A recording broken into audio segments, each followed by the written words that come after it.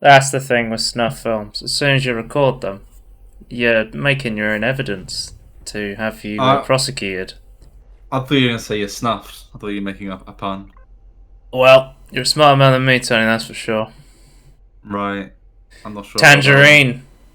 welcome to Nightmare Mode. It's a fitting game to start with because I felt like I was having a nightmare playing this game. But it's actually Um, called Nightmare Mode. no, it's called Black Lotus Motel. Okay, I was gonna say. No, this is a Steam Demo Festival, and of course I've played. I think around. I haven't done the full count, but I think around 35 demos for the Steam Next Fest fall. I guess we call it. I keep wanting to call it autumn because we call it autumn in the UK, but I agree. Yeah. Like fall is an easier thing to say, especially for video It, titles and stuff. So I guess. I don't know, but like, how do you say something like how do you say autumnal with like the word fall? sorry. Autumnal. Like that's like the time of like that's kind of like the Oh, theme of the time of year. autumnal. I've never used that Yeah. word in my life, I'm Okay, fair afraid. enough. Like you can like say like oh like this theme is very autumnal. It's got a very autumn theme to it. Yeah. They don't call it autumn boys. They call it fall guys. Right. Well, they So could have done. this is a weird two-player co-op escape room with like What's creepy pixel undertones. For some yeah? And reason, what's with the pixel? It's so it like gets more pixelated. 'Cause noisy. it gets more pixelated because I'm drinking beer. For some reason, they have it so you can just drink loads of beer. And I thought I had to do something with beer because the game literally, when I started it, bugged out. And I was literally trapped in this room because of a bug, not because of a puzzle. Oh right. But I thought I would just leave this in, just be like, hey. I think they did like 2 or 3 patches on the demo during the festival. Um, Oh, like, oh my god, it's getting worse. because it was so like buggy. But I wanted to show you what it was like. Like we just kept joining games until we could figure out if it was bugged. I got into another room after we restarted, and I figured it out. This is the minigame I had to do. I had to do these numbers before the time runned out, and if I didn't get them all perfectly, 1, 2, 3, 4, 5, Oh god. 15 times in a row, it would completely reset, and I'd have to start again. That is Um, brutal. And this was like one of the first puzzles, sort of thing. So Is yeah, it is it a puzzle or just I feel like a good puzzle is challenging but interesting to like figure out. It's then like it like not maybe not taxes you but like challenges you like to execute it but isn't annoying to execute and isn't so I like you're found stuck on the like execution. on this game as well, my partner seemed to have a lot to do, where I was just sort of in a room doing nothing until my partner let me out of this room. So it was like, oh, I can't really do anything. Well, like I had this to do, and then I had to wait for my partner to let me out. That was what I had to Right. do in the beginning. It wasn't until like I actually got out of the room and was moving around the motel with them that was actually a lot more interesting, I would say. Okay. Um, are you timing me, by the way? I Yeah, forgot. yeah. Okay, that's something I should mention. We're gonna try and keep it under When around when 5 minutes. whenever we do these Steam Demo Festival things, I usually try and talk about like 7 or 8 demos in one video because I play so many of them, and I usually play these things to the end, or I like play them for like hours or hours, or So I have a lot of time in them, so I usually have a lot to say about them. But some of them just aren't worth talking about that much. But I feel like, what's the word? Determined. Um, Spiteful that I have to talk about them more, even though I shouldn't. Right, okay. But look, most hotels okay. I think. I don't think it's like terrible. I just yeah. That so the It whole is what it is. it is what it is. Yeah. The whole thing for this was there was this creepy undertone throughout the whole thing. Like there was like satanic stuff. There was like it was just weird, but it was never like Is there a horror. story or is it just you're escaping? There's like I think there's like notes and stuff like nobody will escape and you won't be able to get out and stuff, and it was always like discouraging stuff and nothing as bad as the emails Ubisoft will send you. But you know, just stuff trying to discourage you from completing the game. That's a that's a topical reference that people probably won't understand when this comes out. But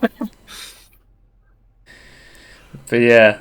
So it's just like it's just more of this like throughout the whole game then. Or I have more footage. I have so much footage of this because I played this a lot, and I remember it was getting like pretty late because I was playing this for hours, and I remember on the day I was really tired, and I was like, I just want to go to bed. I'm just gonna close this game. Because that's the thing about this game is like you have like a day and night cycle. Like you have 3 days to escape, and it's like it's saying like if you don't make it, something bad's gonna happen to you, and it has like again the creepy undertones. What happens after you don't escape after 3 days? And I purposely left that mystery there because I didn't finish the game, and also didn't survive for 3 days because I wanted to go to bed. But yeah, I like these little puzzles where you like did the little jigsaw stuff. I enjoyed that sort of stuff. There was some interesting puzzles in it. Yeah, you can see here, like, there's a day-night cycle, and it just says, like, the end is coming. I thought it was cool, like, you always felt like you're on a clock. There was always a lot of pressure on you to escape, which I think is cool. There wasn't actually anything, like, forcing you to. Just Tony, I've been recording for 6 minutes, and am I not supposed to... Okay, you're supposed no, I would say we should switch now, but we talked about for a minute and a half about us talking about the timer, so... Okay. I would allow a little bit of overtime. That's fair. Yeah, I would say. I was gonna say that like what we're seeing is kind of what you get, and like is like nothing else really to say then. There was a memory game we had to do. There's some pretty interesting stuff. If you're someone who likes playing like co-op puzzle games with a partner or a friend or whatever, I feel like there are other games that do that though. Yeah, but if you run out of them, I guess the limited experiences though. So. There's like Operation Tango. There's We Were Here. There's Take Two, which is fantastic. But you do. Well, that's not puzzle playing. So like maybe if you're done with all of those, maybe check this one out. Yeah. Next up we have. I don't actually know because I had. Oh, SPIDERHECK. I think SPIDERHECK was one of my favorite games I played on the multiplayer demos. Those movements are good. So SPIDERHECK is sort of like Stick Fight, except you're a spider, and it's also got like rounds mixed in it. Which rounds is like Landfall Games is new game where in rounds you basically you have rounds fighting against each other, right? And after every round, one of you gets like the loser gets a power up, like a roguelite sort of thing. So it's always balanced that way, where whoever wins is always at a disadvantage, sort of thing, in the next round. Yeah. Okay. Right. Yeah. So you're a spider. You can shoot webs, kind of like that spider game where you're on a skateboard. Do you remember we did a spotlight of that? Oh yes. I'm pulling up Webbed right now on my screen. Do you remember this game? Yeah, it sort of reminded me of that at first, just because you're a spider, I guess. Well, and it's swinging, I guess, as well. So I started off on the main game mode. There was just two of us, me and my friend. Versus seemed like it would be more fun with more people. I only played versus with one person, and I was playing. So a lot of these games. So it's going to be me complaining about the demo festival again. A lot of these games were multiplayer demos. There wasn't really a good multiplayer tab for the demo, so I had to figure out which ones are multiplayer. And again, which ones are real. This was played through remote play. This wasn't actually like multiplayer through Steam servers, which always isn't as great as an experience for everyone. Although I used Steam Remote Play recently, it seems to be better than it was from what I've experienced. So I might try more remote play stuff. Okay, that because they have done updates to it since I last used it. So remote play might be okay for some things. We'll have. It really depends on like. Because my internet's pretty fine, but it's like the people you're playing with need like decent internet for remote play to be a good thing.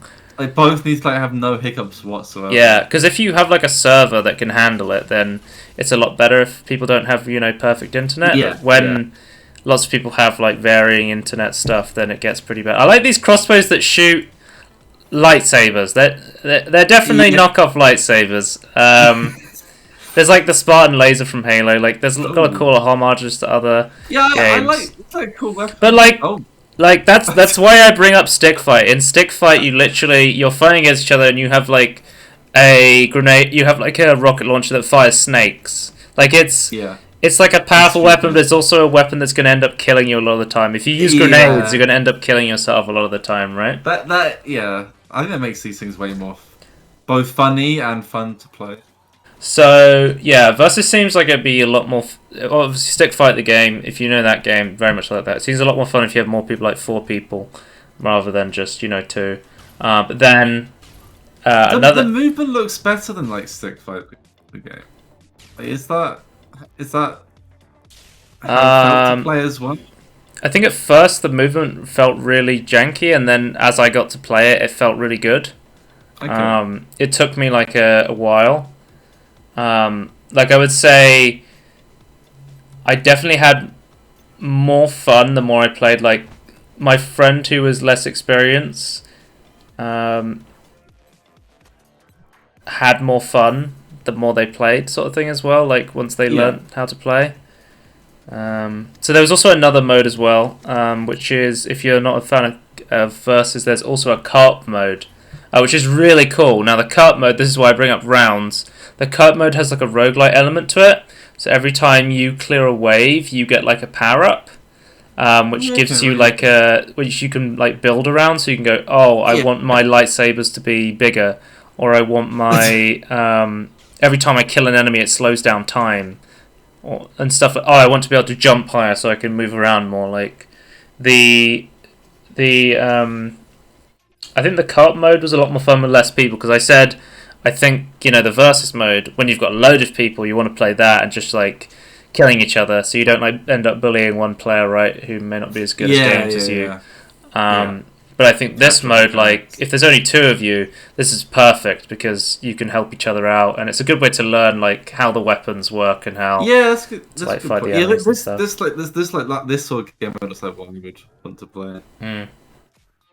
I like this map called Skull. It's a skull. It's got 3 eyes. One of them might just be a hole in the head, like trepanning. Oh. Yeah. Yeah. Okay. But I think we're approaching 5 minutes. I would say. I don't know if you wanna.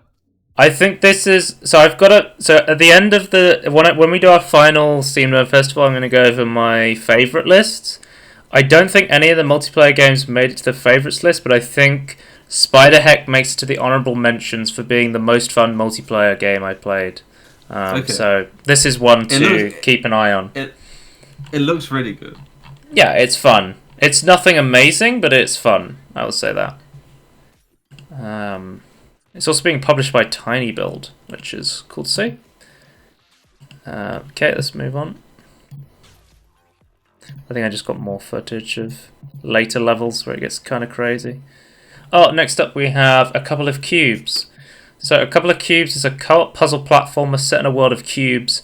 Progress through increasingly complex platforming puzzles with unique special abilities. Play in split screen or online. And again, had to play through remote play again.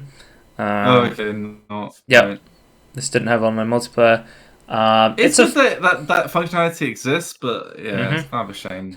It's not just like built in. This gave me sort of like Unity Asset Store vibes when it came to like the actual props, but like the actual cohesive though. The gameplay was actually sort of fun. Like it was legit. Like it seems like it's somebody's first or second game. Like it doesn't seem like. If I click on their name on Steam right now, this is their first game they have on Steam. So it seems like this is obviously like a small indie project sort of thing, right? But I would say if it is like bought assets, at least they're all like cohesive. Because like a lot of the problems, like it's like really janky and like Obviously, really, like, obviously, I'm not saying that 100%. That's just what it felt no, like. no, to no. me. Like, there's nothing wrong with it, even if it was. It has that like voxel Lego Roblox sort of style to it. I think because we've both seen like a lot of like asset flips where like there's like this sort of look, and like we've seen a lot of this. So I think that's what we're really trying to say. Not that it's bad. But I quite like it. Though. Not like, that it's about like they polished it with like the lighting as well. The lighting's really good. Yeah. And the gameplay is pretty cool. Like, you basically go around this city, pushing buttons and knocking down levers and stuff like that. And then you get to a point where you're basically in a lab and you both have, like, unique abilities you need to use to, like, let people through doors. It kind of reminded me of... Okay. Once you get to the lab, it sort of reminds me of, like, that Portal 2 co-op where you need to look at what your co-op partner's doing and then, like, use your abilities to help them out, and then they use their abilities to help you out, sort of thing. That's sort of like good game design, I would say, which is cool to see from an indie game like this. And also the power up style is kind of like Quantum Conundrum. Like, you turn yourself into a sponge, or you turn yourself into like steel, so you get really heavy. Like, that's the sort of like puzzle design it reminded me of, and I will never not give that game a shout out because I love Quantum Conundrum. I think it's a heavily underrated game. Also, Q from Star Trek is in it, so another great reference. Yeah. Oh, isn't Q from Star Trek gonna be in the new season of Picard? I watched like a trailer. 100%. I think what's his name? John Belushi or something like that. Yeah, I think that's correct. Something. I'm probably gonna completely fuck up his... I'm gonna Google it now so I don't... Q from Star Trek. John Delancey. Nah, John Belushi is a completely different person. Thank God I Googled that. John Delancey, right? Why am I talking about Star Trek? This is not a Star Trek episode, but it could be. What do you think, Star Trek? I was talking to you beforehand. I think I talked for an hour just about... I talked about an hour that I'd watched every single episode of TNG, watched every single Next Generation film, and had started watching Deep Space Nine. And I've told my thoughts about that, but I won't go into that because I've already made a point to only give 5 minutes to the games, and I'll be goddamn if I spend half an hour talking about Star Trek right now. Couple of cubes. Let's skip to this is interesting. So let's skip to like the science part where you turn into a sponge to get lighter, or you turn into a bigger version of yourself to push things, or a smaller version of yourself to fit inside things. It's like it's a pretty interesting. Is that functionally a sponge? That's sponge, but yeah. So when you're a sponge, you have different properties. Right. Okay. Yes, it is like a property. Okay. Cool. And I think the idea of the story of this game is it's a world of like voxels and cubes, and then suddenly there's like a sphere object alien that comes down, and it doesn't really go into the story that much. It's just like mainly a gameplay thing. But I do think this could be like an interesting co-op game if it comes out with full online co-op, which it says it will on the store page. So cube is very slow. Definitely looks pretty cool. What time am I on? I'd say we're just past 5 minutes. I would say. Right. So estimate there. Next up, we have Fore Score, the golf section of the multiplayer section of the demo festival. I played 2 multiplayer golf games. I couldn't find any more golf games than that. The best way to describe Fore Score is it is basically Ultimate Chicken Golf. If you don't know what that means, Ultimate Chicken Horse is a game... Why not Triceratron here? I think I play like Borfus or... I don't remember who I pick. No. Again... Look at Triceratron. Look how cool he is. Again, this game's only got multi-local player. We had to remote play, and I think it's going to be only local multiplayer for the full release as well, which is kind of sad to see. Because obviously multiplayer online would be a lot better. But did manage to get 3 people playing through remote play, so it was playable that way. Right. So Ultimate Chicken Horse is a game where you have to play through a platformer in multiplayer, and you're racing against your opponents, and you have to try and get to the end But the catch is, if it's too easy, nobody gets points, and if it's too hard and nobody makes it, nobody gets points. So you have to place down hazards on the course, which means that in a way where you can get past them, but you feel like your opponents will not be able to. This is Ultimate Chicken Golf. So you're putting hazards down on the course in this golf map, and you're trying to beat your opponents to the thing. Like in Ultimate Chicken Horse, you don't get any points if everyone makes it, and in this one, you still get points for coming first. So that is a change between those games. So we are actually still racing each other, even though it's a pretty easy course right now. Yeah. Pretty simplistic, this one. It's kind of it's a simple idea, but it looks quite good. Yeah, I think anything interesting to like the things you can place down though. Does that get repetitive or? Yeah, I feel like the actual mechanic of hitting the ball's not very interesting. A lot of the hazards aren't crazy interesting. It's not and the maps and we only had this one map and it just wasn't very interesting. I think the cannons were probably the coolest thing, where you could shoot people in a specific direction. It was and I think we got a ramp and we're like, wait, why don't we use the bridge in the middle to get across instead of going around? That was interesting. But I feel like this will live or die off the maps it has, and as well the fact that there's no online multiplayer is going to be a big barrier for people for this one. I feel like because not a lot of people are playing local multiplayer games these days. Obviously, everyone's apart right now, and again, remote play is not the best experience for everybody based on people's internet connections. So, would be a shame if not a lot of people play this. I think it's an okay game. It's serviceable. It's okay. Let's move on. Okay. Mad Street. This one, again, remote play. Had 3 people on. This one was surprisingly really fun. I think it's definitely got that Gang Beast quality about it. It's quite janky jelly physics, but you can never be too mad at it because of the fact that it's just really silly. See, I'm not a fan of fighting games, hardcore fighting games like Street Fighter or Tekken or whatever, but I feel like I like games like this where I'm literally just flailing my arms around trying to hit my opponent, and you have these. It's thematically and gameplay makes sense. Yeah, it's also the percentage system of the bomb is very much like Smash, right? The opposite, maybe. And there was a few game modes you could play, so you could just play till knockout.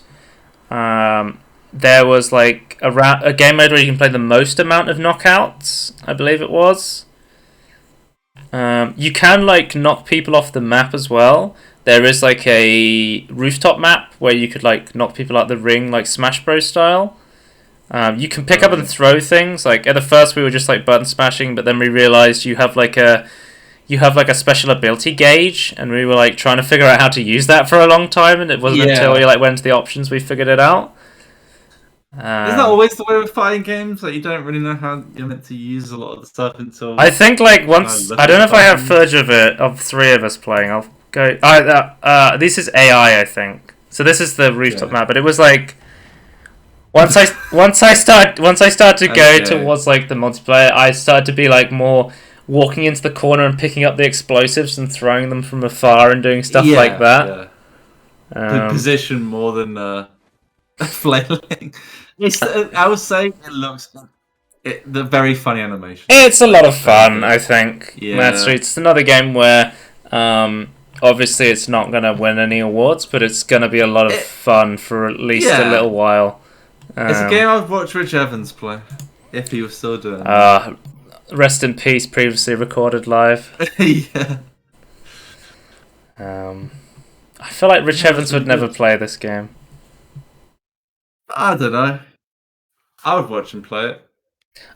One thing I wanted to mention was the fact that different characters definitely had different control schemes, even with the jelly physics. Playing as Kenzo, for example, he had more of a quick karate move sort of thing, whereas Mahinda was very big strong attacks sort of thing, very slow big strong attacks, and then you had T-Rex, where he was sort of in between sort of thing, and then Kid was very like light attacks as well. So there is like, you do have skill expression in your characters as well still. There's still and variation, I guess, as well. So yeah, characters are interesting. So this one's gonna have online. This one was very strange as well because we remote played it, but there was online multiplayer with this on the demo, and then when you went on to the main menu, it literally said the online multiplayer is really buggy. We recommend using remote play over it. Oh right. Which we had to do. Which was strange, like telling people that it's like better to use remote play over their servers because of how like early in development it is still. Yeah. I guess at least being honest about it. Also, this doesn't support mouse and keyboard. You have to use a controller. Oh, okay. Yeah, so that's. I guess it's better to use, but it's a shame you can't just have both controllers. Silicomrades. This one was really interesting. I'm not sure it was like crazy fun though. The thing you find with so this is what I'm gonna say about demos. When I play a demo, I'm like ready for there to be a lot of things wrong with it, right? But when you find an interesting demo, it usually has something really interesting about it, and then the rest of the stuff is just like not great. Yeah. It's like you'll see when I get to my favorite list later on in the other Tangerines, when I go, oh okay, lots of things are great about this. This is why it's on my like immediately you can tell when a game's going to be really good. I feel like Silicomrades is one of those games where it excelled really well at this really interesting idea, but whether the idea was fun, I'm not sure. So Silicomrades is a pencil-drawn co-op shooter with 2 players with ever-action changing gameplay. Fight against unstoppable bureaucracy while dealing with unique defect mechanics of 2 malfunctioning robots. See, here's the thing. If you get too far away from each other, you can't move anymore because of the link between you. So there's like puzzle elements to that. Okay. So one of the big... So I'll skip ahead a bit. So one of us has got a shotgun, one of us has got a machine gun. One of the interesting things is, as you can see here, as you don't have a health bar in this game, you lose parts of your robot and get what's called defects. And these defects, you actually get to choose and control what defects you want before the game starts, and then you can move around your parts to change which defect you have at that time. So right now we've got these defects where we have can't move, can't shoot. So I need to move my bolt to move so I can move, and then I need to move my bolt to shoot so I can actually shoot again. But while I'm shooting, I can't move because I've used my part that I have left to put it into that slot. This is what I'm saying. It's really interesting mechanic. I'm just not sure it's actually fun in actual game. I love the setting. I love the hand-drawn art style. It's like it's like these Soviet robots. Looks great. Yeah. It does look. It's very so like you're saying is it kind of like a gameplay, not a gameplay demo, but not for a game, just like for an idea. It's kind of like. I think it's definitely there's definitely a game in there, but I just don't know if it's a game that I would play and enjoy. Yeah. Just very interesting ideas though. Yeah. So here you get to choose your defects, and then you have to balance them against your bonuses. Yeah. So you have the defects are adding to the. So when you take a bonus, it gives you minus points to your money, and then adding defects gives you points. So you have to balance what defects you want for what positives you want, which is pretty interesting. And there's stuff you can take, like, oh, I'm going to take the defect friendly fire, and then I just won't shoot you, except I will. Or like, oh, I've got backfire now, so every time I shoot, my second shot shoots backwards, but because I know I have that defect, I'm going to turn around when I fire my second shot. Like, it does make for interesting gameplay to be like, I know what my defect is, so I'm going to play around that, which I think is really cool. Yeah.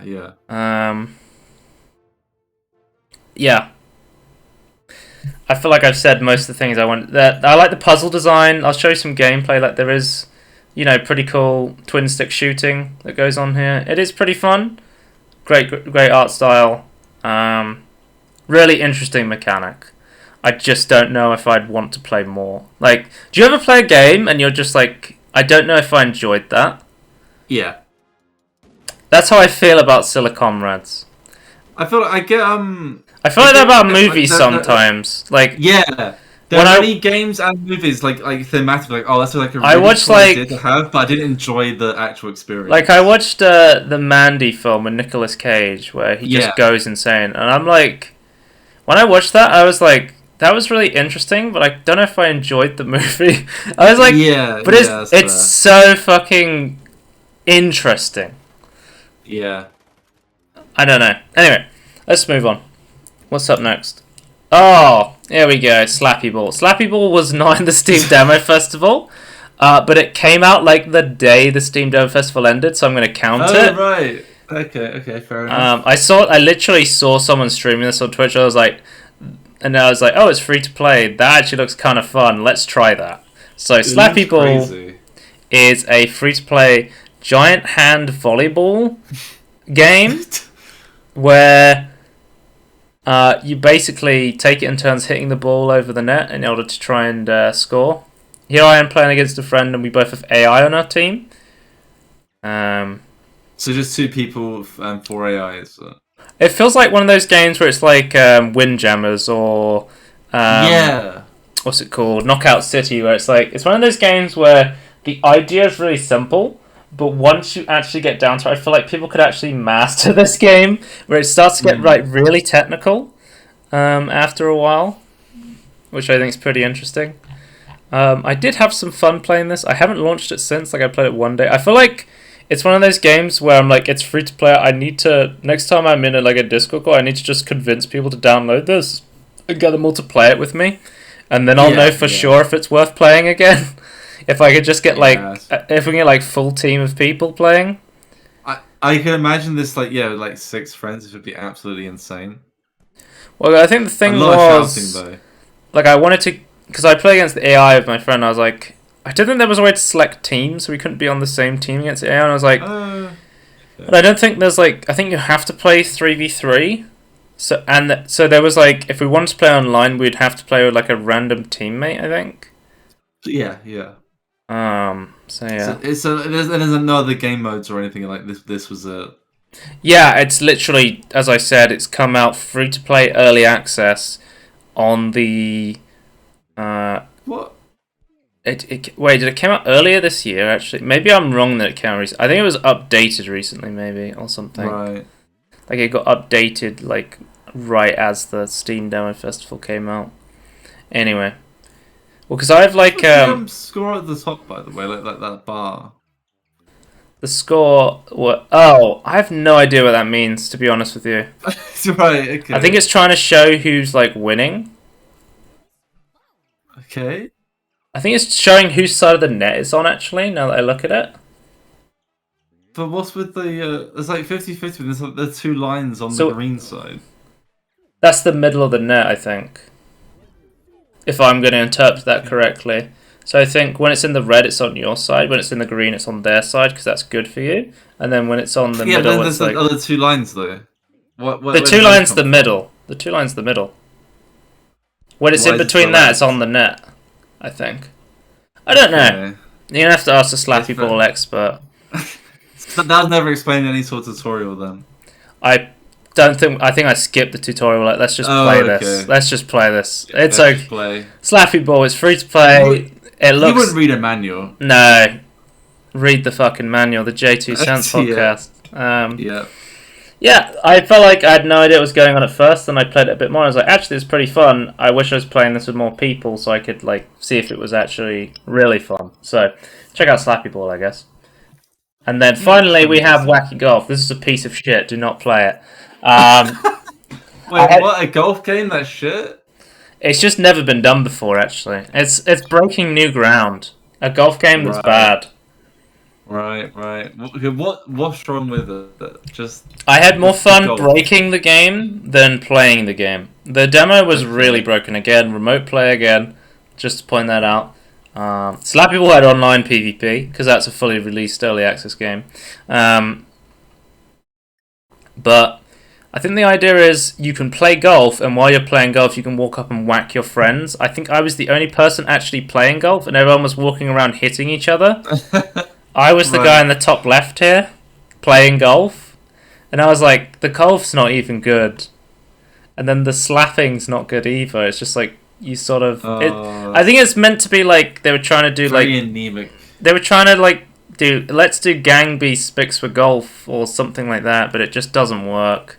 I don't know if I've fudged it up, but it gets to a point where we realised we could like fly out of the map by spam jumping. And I was like, this just goes to show you that the game can't be that much fun if I'm having more fun breaking the game than I am playing the game. Because I literally played every hole just normal golf in the actual demo. I played every single hole normally, and it was not fun. So don't play Whacky Golf, guys. It's a meme game. That is unfortunate. I can kind of see like a gang-based golf game working though. But that is the end of the Steam Demo Festival for multiplayer games. There will be short on the last one. Well, I made up for time talking about Star Trek, so it is what it is. Not too much. Yeah. But anyway, we're going to be talking about more Steam Demo Fest games, so I played loads, and they will be in their own categories, so you can watch those. And then once I finish those all, of course, I'll give my favourite list of my favourite games I played in the Demo Festival. If you want to just go to the final one and go, hey, what's worth checking out, I will tell you at the end of the Tangerine series. So, yeah, check that out. Goodbye. Bye.